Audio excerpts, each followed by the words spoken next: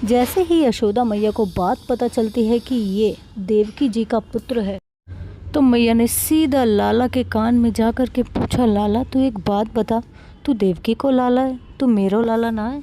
सुनते ही ठाकुर जी की जो स्थिति हुई, उसे देखते ही मैया समझ गई कि अक्रूर जी ने सच कहा है, झूठ नहीं कहा। क्या आपने कभी सोचा है कि कितनी बड़ी वेदना की बात है कि किसी भी बच्चे की बड़ी अवस्था होने के बाद उस माँ को ये पता चले कि बच्चा उसका नहीं किसी और का है। मैया अपने लाला के अंगों को छूती है, हर अंग का स्पर्श करती है और धीरे धीरे कभी गालों को छूती है, कभी बालों को छूती है। और जैसे ही चरणों को छूने लगी तो लाला ने कहा, ना ना मैया ये कहा कर रही है।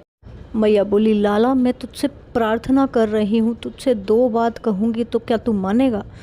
लाला बोले, मैया मैं तुझसे हाथ जोड़ता हूँ, अक्रूर झूठ बोल रहा है, ऐसा कुछ ना है, मैं तेरो ही लाला हूँ। मैया बोली, मैं जान गई हूँ कि सत्य क्या है, लेकिन मेरे को दो बातें बता के जा। मैया बोली, लाला मैं तुझसे विनती करती हूँ कि तू किसी को भी मत कहियो कि मेरी मैया ने मुझे डंडे से मारा है और मुझे उखल से बांध दिया था और मुझे हर समय डांट लगाती रही। ऐसी ऐसी बातें लाला मैं हाथ जोड़ती हूँ, तू किसी से भी मत कहियो। भरी धूप में मैंने तुझे नंगे पाँव खड़ा रखो। लाला अगर मुझे पता होता तू मेरा पुत्र ना है तो मैं ऐसा कभी भी ना करती।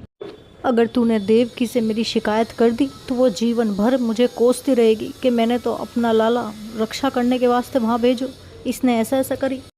मैया की आंखों से आंसू गिरने लगे और मैया कहने लगी कि तू भले ही देवकी को लाला है, पर मेरे लिए तो जीवन भर तू ही मेरो लाला है, कोई भी तेरा स्थान नहीं ले पाएगा लाला। अब ये यशोदा नंद भवन से बाहर कभी नहीं जाएगी, पूरा जीवन निकाल दूंगी मैं। लेकिन लाला बस मेरी एक विनती है, मेरी एक प्रार्थना है कि जब तुझे खबर पहुँचे कि यशोदा मैया के प्राण जाने वाले हैं तो बस तू आखिरी बार मुझे दर्शन देने आ जाइयो। मैं चाहती हूँ कि जिस समय मेरे प्राण निकले उस समय मेरे लाला मेरे सामने हो।